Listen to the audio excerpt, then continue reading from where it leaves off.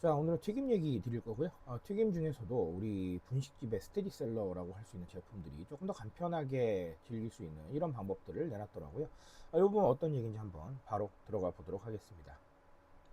자, 우뚜기가 야채 튀김하고 고구마 튀김을 출시를 했습니다. 아까 말씀드린 대로 분식집에서 가장 히트 메뉴 중에 하나가 아닐까라고 생각합니다. 물론 가장 히트한 메뉴는 떡볶이와 순대겠지만요. 튀김 쪽에서는 여전히 많이 좀 팔리고 있고 과거에도 많이 팔렸고, 그리고 어딜 가나 메뉴에 등장하고 있는 그런 제품들이 아닐까 싶습니다. 자, 그래서 이 제품의 패키지를 좀 보면요, 우리 집이 바로 분식집이라는 요런 카피도 적어놨습니다. 그래서 제가 방금 말씀드렸던 그 부분이고요. 조금 더 편하게 이런 튀김 제품들을 집에서도 드실 수 있는 이런 부분들을 구현했다라고 보시면 되겠습니다. 자, 갓 튀긴 듯한 바삭한 식감을 구현을 했고요. 네, 요거 아주 중요한 포인트겠죠, 당연하지만요. 자, 그래서 에어프라이어나 오븐, 프라이팬 등으로 간편하게 조리가 가능합니다. 즉, 만약에 이걸 처음부터 내가 오늘 야채튀김 한번 만들어 봐야지라고 생각하셔서 여러 가지 재료를 준비를 해서 마지막 조리까지 하시는 이런 과정들보다는 훨씬 더 좀 간편하고, 좀 더 쉽게 드실 수가 있다라는 게 핵심이라고 보면 되겠습니다. 자, 그러면 이런 간편식 제품들이 계속 나오는 이유, 편리함에 해당을 하겠죠. 편리함이 곧 프리미엄이다라는 겁니다. 어, 편리함을 위해서 돈을 쓰는 거죠. 예를 들면 오늘 사례를 가지고 말씀을 드린다면, 방금 전에도 제가 강조를 드렸지만 야채튀김이나 고구마튀김 처음부터 만들려고 하시면 상당히 좀 복잡할 거예요.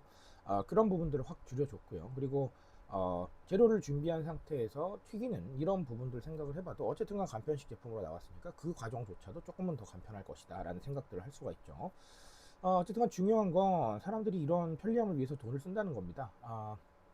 그냥 사 먹을 수도 있으나 내가 어떤 이런 과정의 즐거움을 조금이라도 좀 느끼고 싶어 하는 분들 당연히 접근하시고요. 그런 것뿐만 아니라 조금 더 가성비 있게 집에서 즐기고 싶으신 분들, 당연히 선택합니다.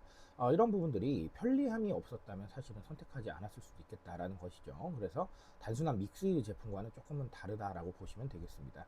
자, 그렇다면 간편식 시장에만 이런 것들이 있느냐? 그런 건 아니죠. 우리 생활용품들도 가사노동을 줄여주거나 아니면 생활 서비스도 가사노동을 좀 줄여줄 수 있는 부분들은 사람들이 많이 접근을 하고 또 돈을 쓰고 있습니다. 그래서 제가 알파 세대가 온다라는 제 책에서 시성비라는 단어를 소개를 해드렸었는데요. 시간 대비 성능이거든요. 그만큼 시간을 중시하는 문화가 계속해서 트렌드화 되면서 이 시간을 좀 더 확보하기 위해서 여러 가지 노력이 이루어지고 있다. 즉, 결국은 조금 더 큰 소비를 하게 된다면 시간을 돈 주고 사는 개념이 된다. 이렇게 보셔도 무방하겠습니다. 자, 그리고 이 튀김의 이 간편식을 통해서 제가 가치 소비 얘기를 좀 같이 드리고 싶은데, 이 무슨 튀김이 가치 소비야? 예, 맞습니다. 틀린 말은 아니죠. 자, 근데 이 가치라는 게 꼭 사회적 가치나 뭐 아니면 친환경 이런 것만 뜻하는 건 아니거든요. 개인의 가치나 아니면 개인이 우선순위로 두고 있는 어떤 이런 생각들 다 여기에 해당을 합니다. 그렇다면 간편식의 가치는 뭘까요? 맞습니다. 내가 조금 더 편한 방식으로 조금 더 나은 음식들을 간편하게 먹고 싶다라는 가치를 투영을 하게 되죠.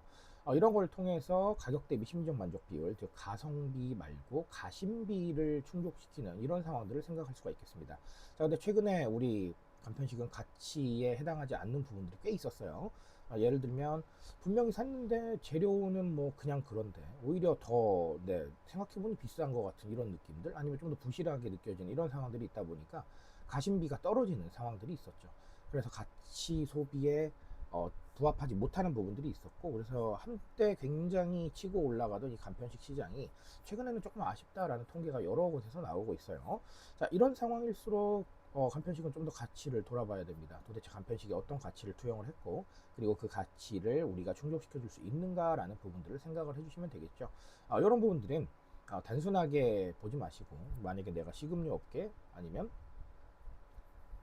여러 가지 상황에서 식품과 연계되어 있는 어떤 일들을 하신다면 한 번쯤은 꼭 고민하고 넘어가셨으면 하는 그런 바람을 가져보겠습니다.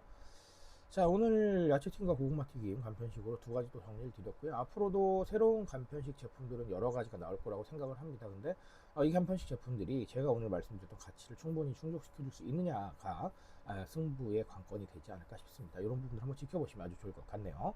자, 저는 오늘 여기까지 말씀드리고요. 조금 더 좋은 얘기로 돌아오도록 하겠습니다.